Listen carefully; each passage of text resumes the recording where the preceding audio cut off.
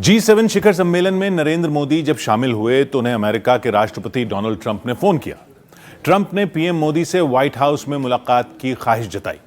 Trump चाहते थे कि प्रधानमंत्री नरेंद्र मोदी इजरायल ईरान युद्ध संकट के बीच अमेरिका के साथ दिखें, लेकिन ट्रंप की यह कोशिश नरेंद्र मोदी के सधे जवाब से धरी की धरी रह गई। भारत की संस्कृति हमें सिखाती है सर्वे भवन्तु सुखिनः, यानी सभी का कल्याण ही मेरा कर्तव्य है। नरेंद्र मोदी भारत के त्याग और तप की महान परिपाटी के रखवाले हैं। कोई लाख कोशिश करे प्रधानमंत्री को टस से मस नहीं कर सकता। ट्रंप ने पीएम मोदी को जब व्हाइट हाउस का न्योता दिया तो जवाब चौंकाने वाला था। अमेरिका के राष्ट्रपति ट्रंप ने मुझे फोन किया।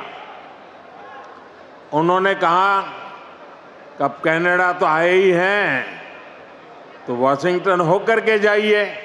मैंने अमेरिका के राष्ट्रपति को कहा कि आपका निमंत्रण के लिए धन्यवाद, मुझे तो महाप्रभु की धरती पर जाना बहुत जरूरी है। इजरायल और ईरान दोनों भारत के दोस्त हैं। पीएम मोदी ने युद्ध में उलझे देशों से दोस्ती निभाकर सबसे दिग्गज स्टेट्समैन की नजीर पेश की।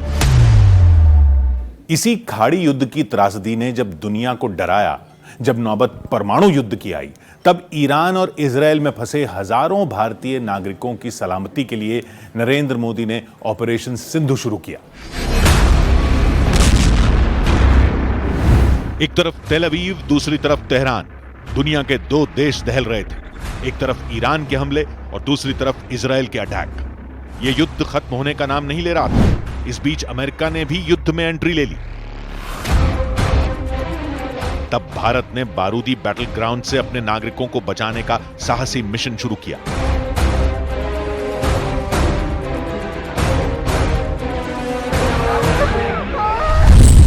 ईरान इजरायल युद्ध के बीच दोनों देशों से 3154 भारतीयों को भारत लाया गया। 24 जून की रात 12:01 से शुरू हुआ ऑपरेशन युद्ध विराम समझौते के ऐलान के दिन तक चलता रहा। प्रधानमंत्री नरेंद्र मोदी ने पद संभालने के बाद दुनिया के किसी भी देश में संकट में फंसे भारतीयों की परवाह की। ऑपरेशन गंगा 2022 यूक्रेन से भारतीय छात्रों और नागरिकों को सुरक्षित निकालने के लिए ऑपरेशन गंगा शुरू किया गया था। इस ऑपरेशन में 20,000 भारतीयों को वॉर जोन से सुरक्षित निकाला गया।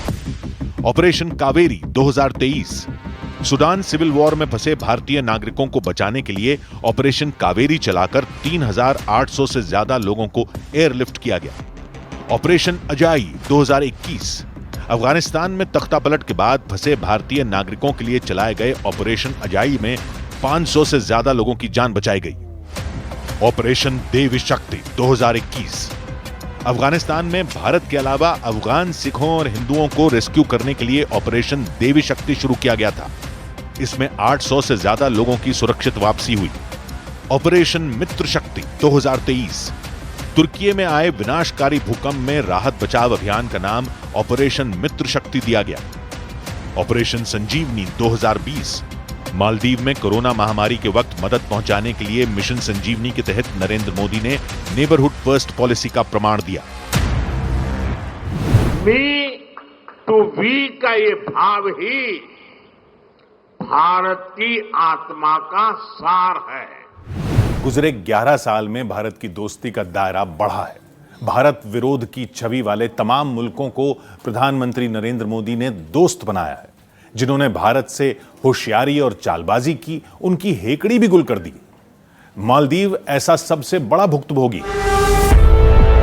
मालदीव के राष्ट्रपति मोहम्मद मुइज़्ज़ू भारत के खिलाफ जहर उगलकर सत्ता तक पहुंचे, लेकिन मुइज़्ज़ू को भारत विरोध इतना भारी पड़ा कि मुल्क कंगाली के कगार पर पहुंच गया, जिसके बाद मालदीव के राष्ट्रपति भारत से दोस्ती की गुहार लगाने लगे।